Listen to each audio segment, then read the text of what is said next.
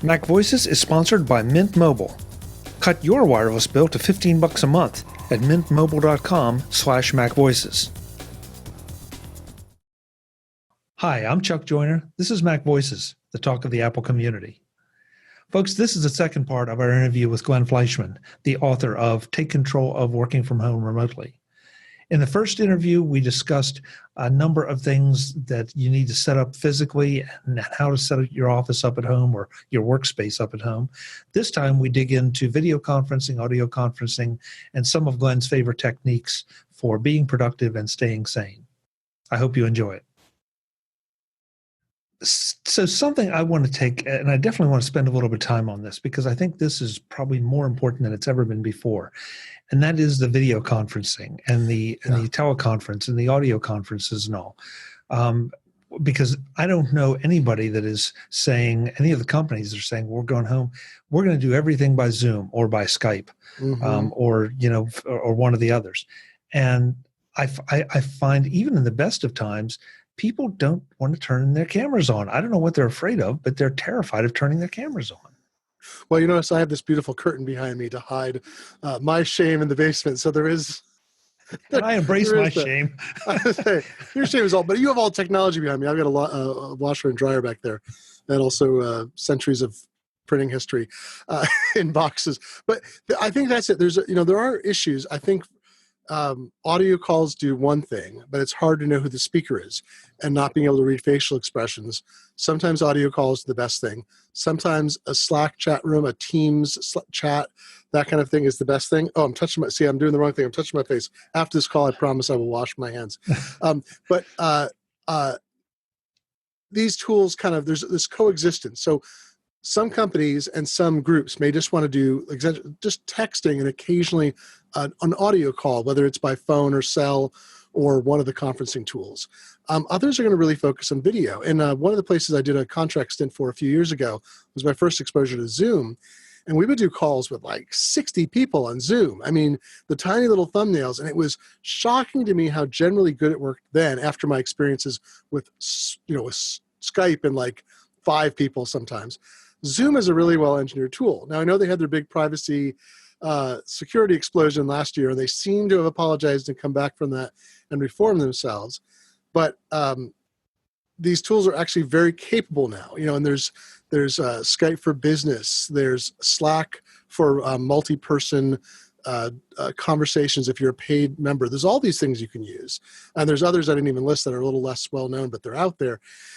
I think getting over the hump of video is going to be tough for people who don't do it routinely.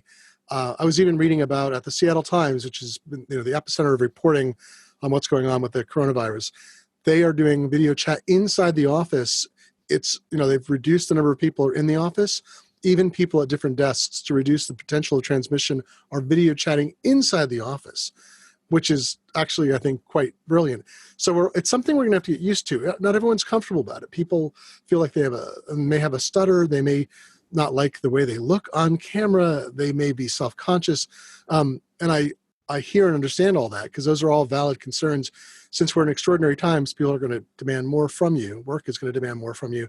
And you should try to preserve your identity and sense of self as much as possible. But if getting over a hump to do video is just a little self-consciousness, that's something you're gonna have to do. And I think a setup is good, like making sure, I have this backdrop. I'm actually going to get a better backdrop because I'm doing more video. I'm going to set something up a little, you can see the top. I'm not the poster child for it. You can see the top where it hung a bar. You can see the edges, the curtain's a little wrinkled. I don't do this that often. So I'm going to upgrade that so that I look more professional in videos. You can get these hilarious things. I don't know if you've seen them. It's like a peacock fan. It's a unfoldable, like spring-loaded doohickey you Velcro to the back of your chair, and it fills, as I hit things in front of me, and it fills the background behind you. So you're closer into the camera, more like that, and this background would fill the whole space. So things that you could do that maybe block out the environment around you, so you're only, you don't feel like you're showing your house off. That's one of the concerns. A lot of people are going to have to set up in ad hoc spaces, and they don't want the house shown off. And other times, you're going to have to be able to say, I can't do video right now because the children are sleeping. I can talk quietly in a corner or type. But, my 3-year-old is down for a nap, and they're normally in childcare. Here we go. Let's all cooperate.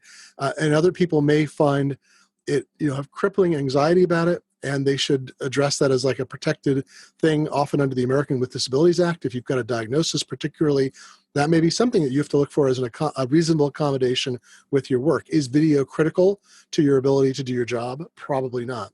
So these things all contend. I think most people who haven't done it regularly are a little hesitant. The good news is everybody else looks just like you. So when you get 10 people on screen, no one's staring at they're like, oh, that's really nice, ceramic vase you have there in the background. That happens the first time, then no one sees your background. Nobody cares. They're looking for facial expressions. Often the display is so low, or the quality with a number of people involved is going to be relatively low. We're looking for cues. I can look at you and see what you're thinking as I speak, if I can read facial cues, and that's the part that's helpful. Agreed. And I got some bad news for a lot of folks, though, that the way you look on camera that you don't like so much, that's the way you look to the rest of us all the time. So, you're kind of stuck with it. Well, people who wear makeup, I have heard this. People wear makeup. Maybe they don't typically wear that at home. Some people I know say maybe put on makeup if that's what you do. People who don't wear makeup may want to, I don't know, there's things like, I'm not brushing my hair well enough. I'm a little crazed right now working from home, so maybe I'm a little behind in haircuts, actually, because I can't go to a hair salon. So I'm a little crazier than usual. That's going to happen. And the other thing is, we're not using Skype. If we're using Skype, there's actually a blur background feature. You flip a switch, and you get back and it goes, it's very interesting. I'm kind of sorry. I'm surprised Zoom doesn't offer it, but the processing controls may be too high. That should be a freemium feature upgrade. There's also a selfie light. I'm going to show it. Hopefully, this thing is fading already. I got to charge the thing. This is it's a light that just it's used by the influencers out there. Actually, it is already fading, but see, it just gives you a little glow to your face. The battery's already. I got to recharge it. There we go. Putting it back on. Because in my situation, for instance, the front of my face is poorly lit, so I often look either blown out or one side is lit, or you can't see me. It's distracting, and these things are inexpensive. So you could actually improve the lighting in your your setup a bit, so you feel more comfortable with how you look because you're lit in the way you like. And that's often as little as getting a little table lamp you have. The Selfie thing I bought, I think, was $11. It's battery powered. There's a lot of options to make you feel that you're presenting yourself in the best way you can, if that's a concern too. Agreed. I also want to address the issue of sound, because sound is really important. Now, you've got one Rode mic sitting in front of you. I've got another Rode sitting in front of me. These are professional mics. Mm-hmm. These are expensive mics. And so I would encourage folks that if you're going to participate in something like this, unless you have an external microphone or something like this, or you're going to wear say AirPods or something like that, or Glenn's headset, that you just go ahead and dial into the conference or whatever by phone, because pretty much all the services offer that option, as opposed to trying to use the microphone in your Mac and having the echoes from your house along with all the other extraneous noises coming at you.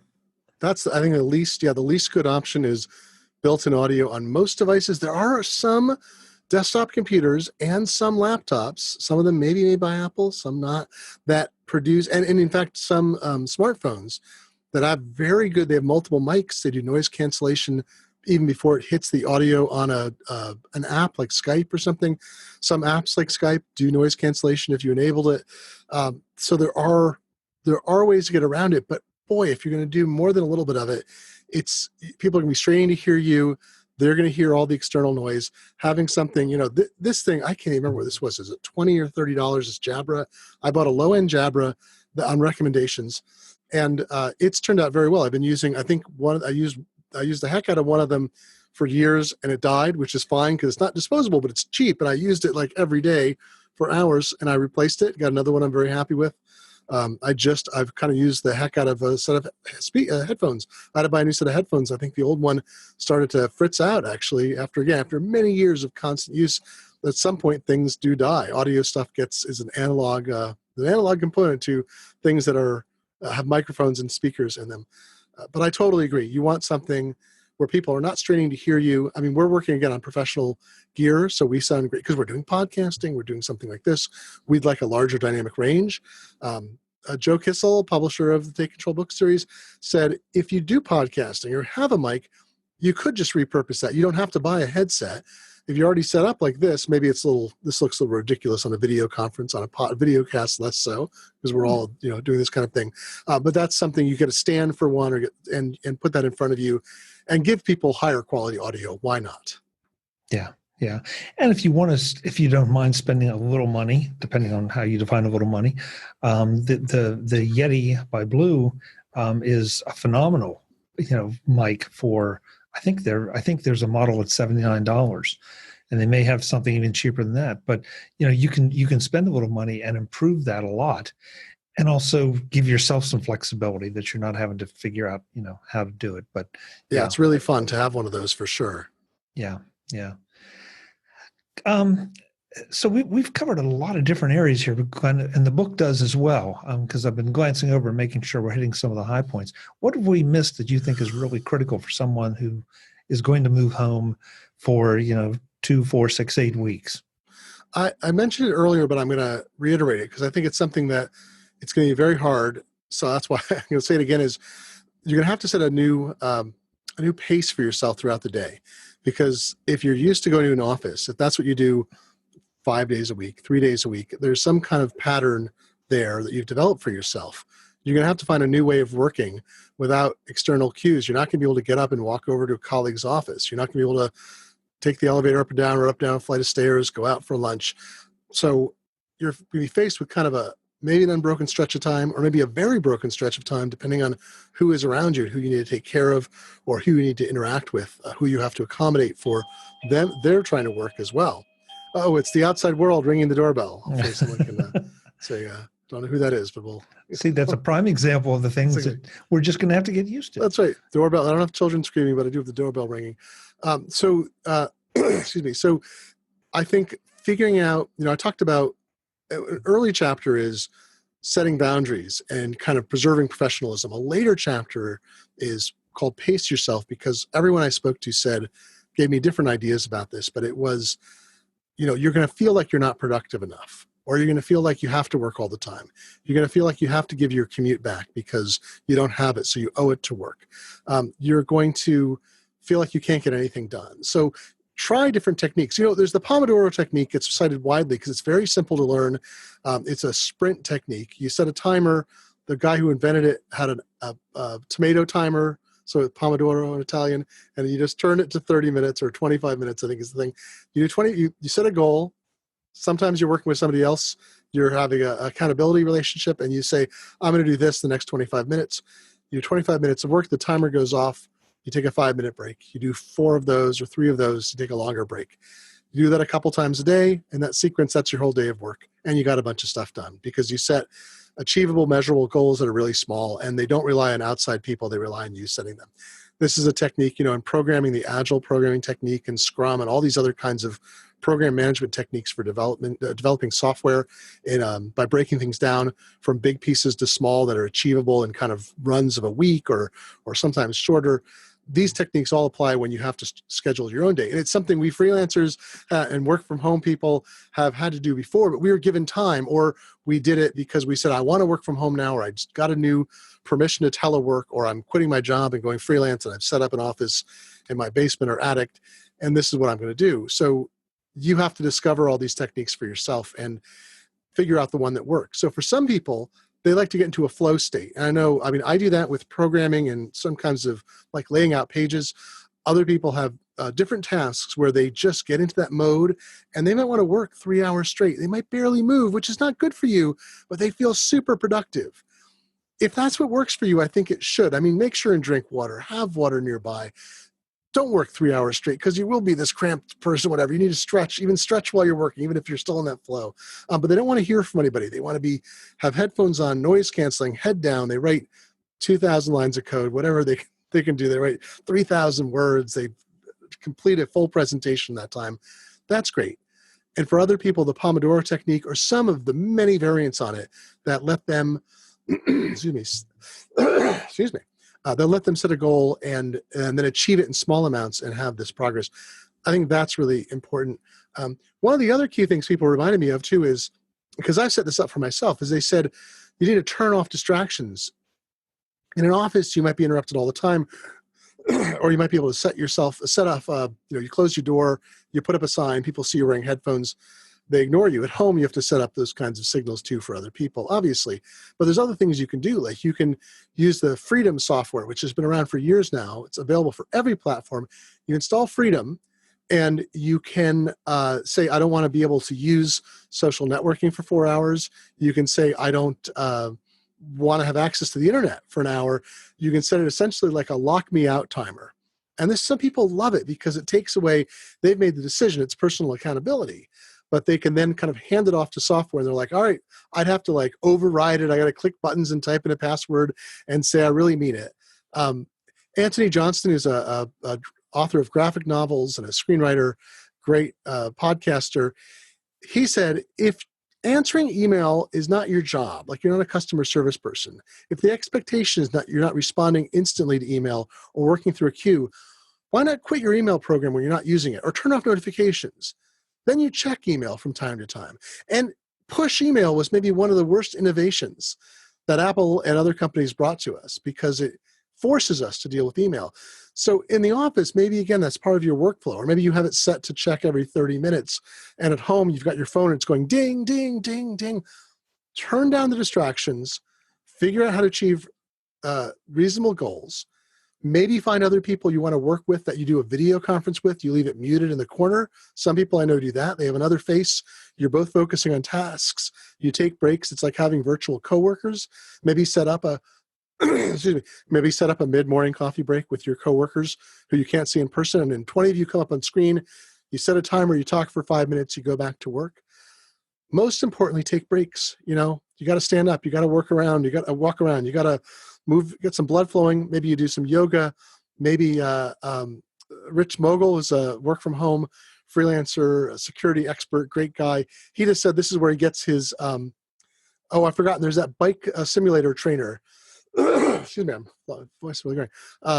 There's that thing, it's a high-end bike simulator. You put your bike on it and you ride and it's tied in with iPad and so forth. He says, he just takes a chunk out in the middle of the day because he sets his own schedule. So he'll do like an hour of that, And if you can set your schedule at home a little more flexibly, maybe you exercise in the middle of the day. Maybe you do that as the way to get your blood going. Then you go back and do another 4 hours of work. But I just want to urge people, be kind. I keep saying this, be kind, because you owe your job something. They're paying you money, ostensibly. One hopes they're still paying you money. But you don't owe them everything. And you owe them, if you're trying to give them the best part of yourself as a work person, or the best part of yourself during the hours you're ostensibly working, then you have to take breaks. You have to breathe. You have to set goals. You have to structure your day so you don't wind up burning yourself out and not being able to produce good work. This edition of MacVoices is brought to you by MintMobile. If you're still using one of the big wireless providers this year, have you asked yourself what you're paying for? Between expensive retail stores, inflated prices, and hidden fees, you're being taken advantage of because they know you'll pay. Enter Mint Mobile. Mint Mobile provides the same premium network coverage you're used to, but at a fraction of the cost, because everything is online. Mint Mobile saves on retail locations and overhead, then passes those savings directly to you. When you're ready to make the switch to Mint Mobile, and you should be by now, just visit their website at mintmobile.com/MacVoices and sign up. Pick your data plan from the 3, 8, or 12 gigabyte options, and even better, Mint Mobile offers you 3, 6, or 12-month plans. Once you have your plan, decide whether you want to use your existing phone or get a new one from Mint Mobile. And yes, of course they have iPhones. Then they will send your new SIM to you, and their easy-to-follow videos make it super simple for anyone to drop it in, and you're up and running. Want to keep your old number and all your contacts on your phone? No problem. Just let Mint Mobile know, and they'll walk you through the process. I can't stress enough the quality of both the voice and data coverages I've experienced, as well as the quality of Mint Mobile's customer support. But don't take my word for it. Find out for yourself. To get your new wireless plan for just $15 a month and get the plan shipped to your door for free, go to mintmobile.com/MacVoices. That's mintmobile.com/MacVoices. Cut your wireless bill to $15 a month at mintmobile.com/MacVoices. Thanks to Mint Mobile for their support of MacVoices. There's so much wisdom there. There's so much wisdom. You covered so much ground in that last section, and there's so much wisdom. I want to put a plug for the Pomodoro Method because I've adopted that, and I'm like everybody else. I've tried different methods and different things. That's the one I keep coming back to because I find that it really does work, especially if I have a task that can fit into one or two Pomodoros. And there's a number of, just go to the iOS store or the Mac App Store. There are plenty of Pomodoro timers, or hey, you can just say, "Oh, I better not do it." Hey, you know who, set a timer for 30 minutes. Yes, and and she'll remind you that 30 minutes is up, and it does make a big difference. And then, but the trick is then, okay, I'll do one Pomodoro, maybe I'll stretch it to two, and then get up and walk around the desk or something and sit back down. If just, you're right, just move, clear yourself out a little bit. But that's a really great one. I'd never heard of the idea of a virtual coffee break, and now that we have the video conferencing, it makes perfect sense. Yeah. I'm seeing people do more and more of it, and I'm trying to set it up with some other freelancers because normally I don't eat out for lunch every day, but I work in my house. And so, I don't know, 2 or 3 days a week, I'll get out of the house, I'll do some shopping, or I'll go buy some lunch, I'll meet somebody for lunch, and I'll get a drink after work with somebody. All these avenues are closed off. And for many people, especially if you're a new work from homer, you're surrounded by tons of people around you, potentially, where home is empty if you were working from home ever before. And B, you don't have these outlets. You don't have the social interaction at work. You don't have the ability to get out and do something later. So, I suggest this as a social thing too. I'm trying to ramp up my after hours online socializing, where before I was like, I'm probably socializing too much online. I should get out. I've literally been saying to myself this until January. I should get out more. I need to see more people. I went out. One of the last big social gatherings I was at was a reception for an international science conference. A friend of mine was on the board for the journalist committee hosting this thing. There are thousands of people from all over the world. We're all eating finger food and not mingling. This was just a few weeks ago. I'm like, oh no, this was before. Right. That's one of the last things I did. So maybe I'll never leave the house again. However, it's, last night. So this is like on a social level, I've suggested it at Tidbits. I think they're working on some articles. I might contribute to this. I know sixcolors.com, Dan Morin said he'll write up how he does this thing. There are social games that you can stream live with each other. You can stream it over with screen sharing and use Zoom or other tools. You can stream your game with an extra tool to Twitch or YouTube and bring in other people. You can invite other folks to watch you, or you can, like Jackbox has all these games where you punch in a room code from the host launches a game on Apple TV or your computer or whatever. You get a room code, other people can join, and you use video to all see each other or talk together while you're playing a game together. There's also all the traditional multiplayer online games and all that, but there's ways to do, if you're not, I don't do, MPGs and all these big online games. I'm not a shoot 'em up person. So there are social casual games that you can use video and audio conferencing as a way to bring everyone together. And we're going to discover how to do more of that, I think. So yes, for the socializing during work, where it fits in probably, brief periods, as well as for meetings, because we do get that bump of socializing, but also consider your needs outside of work. Video conferencing, as you learn the tools for video conferencing, if you haven't been using it regularly. And I want to give a shout out to Zoom. I really do, because it's almost as if, just to be clear, I have no financial tie to the company, no relationship at all. I was criticizing them last year when they had that server that was being installed and not removed, which they fixed. But what a time to live in when a company has built itself on having a free tier of service where you can have up to 100 participants for an up to 40-minute meeting and record it, video or audio.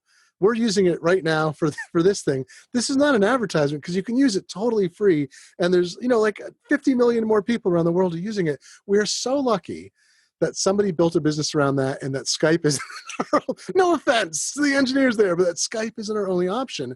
And I really recommend people learn Zoom as a tool for both. Even if your work has centralized another tool, it's a great thing for ad hoc. It's a great thing for social using, and it's a great thing even for gaming too. So a good thing to add to your repertoire now and in the future. I absolutely agree with you. I mean, I was so glad to find an alternative to Skype, because, and that's all I'll say. I'll leave it there. I promise. I know. I don't mean to. I sound like I must be paid by them. I swear I'm not. And I recommend people. Almost everyone should use the free tier. So all I'm doing is loading their servers more for no money. And their price tiers are not unreasonable, as you know. They don't charge a fortune as you ratchet up. But the free thing it's the best free thing out there. And they just made one of their paid tiers available to K-12, like every K-12 in the country in a place where the schools are out.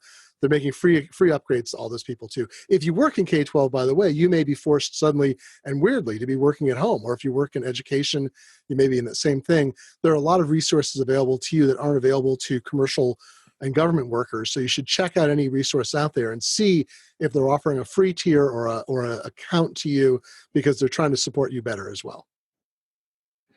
Glenn, we could go on and on, because there are a dozen little tips here that we can both throw out. Well, the book is free, so I can tell people just go get it. There's no cost. Do it. Yep, absolutely. But I do want to make sure that, for the folks that might not know you, whose hands this book falls into, because this has a pretty broad appeal, I think, especially right now. Mm-hmm. Who are you, and what else do you do? This is a wonderful question. Who am I? I don't know anymore. No, sorry. I work from. Well, I'm mostly a technology writer. I've become increasingly a type and printing historian over the last few years. I do letterpress printing. I've got a project called the Tiny Type Museum underway. I spent a lot of time writing books, like in the Take Control book series, about home security cameras and setting up your Wi-Fi network. And I have a deep and abiding interest in making sure that people understand how technology works for them, instead of them changing their lives to, it's ergonomics, not a robot computer-centered lifestyle. Let's all make the tools work for us. So I live in Seattle, not far from the epicenter of the viral outbreak in America, and we are all keeping ourselves safe here. And I'm doing my work. I'm very lucky. I feel very privileged to have a house and a place my family can come to, and we're safe and secure. And I'm pursuing the same work I was doing before we've been all asked to isolate or work from home, and trying to make a living doing things. But I'll point out, I do make a living from selling books and writing articles and selling collections of old type artifacts, as we've discussed previously. But this felt very important to me. And again, I was so pleased that when I asked Joe Kissel, and his immediate answer was yes. And Take Control he donated his editing time. They donated their platform. We've been promoting it like crazy. There's nothing that makes me happier. Last night, we turned on the ding on our incoming email notification, or I did on mine. And the kids and my wife and I heard just saying ding, ding, ding, ding as people downloaded the book. As much as what I've done in my life feels like maybe I'm helping people, but I'm often getting paid for it, doing this has felt particularly meaningful right now, because we all feel kind of helpless. And so I'm just so happy that people are downloading the book. And I hope people will ask me questions. If they have any, we'll revise the book. This is our gift to try to make things better. And I feel privileged to have you here, because thank you for what you do, by the way. Well, I love what you do. I read your column all the time in Macworld. I try to follow as many things as I can. I don't know how you do what you do, because there's a lot of it, but it's all high quality stuff. And this book is no different. And so even though it's free, it's worth its weight in gold. So folks, takecontrolbooks.com. Go check it out. You will not be sorry. And I do want to thank you, Chuck, because you give so much out to the community. You're such a great shining light. You're so supportive of what everybody does. It is such a delight to be able to talk to you because of what you do for everybody else. Well, thank you. I appreciate it, Glenn. We will do it again, though, and I'm not going to wait until you get another book. We're going to hit some other topics. I'll have something less viral related to talk about in the future, I hope. That'd be nice. I'd like that. Thanks again. Thank you. Folks, I'm Chuck Joyner. This is MacVoices. Please, again, Take Control Books. Go check out Glenn's books. And while you're there, check out everything else from all the other Take Control authors, because they're one of the best sources for information on all of their topics. Until the next time, and as always, thanks for watching. Visit MacVoices.com for show notes and to connect with Chuck on social media. Get involved in our Facebook group or like our Facebook page, and get more out of your Apple tech with MacVoices Magazine, free on Flipboard and on the web. And if you find value in it all, consider supporting us through either our Patreon campaign at patreon.com/MacVoices or by making a one-time donation via the PayPal link on our front page and in the show notes of each episode. You will join these fine people who help bring you MacVoices.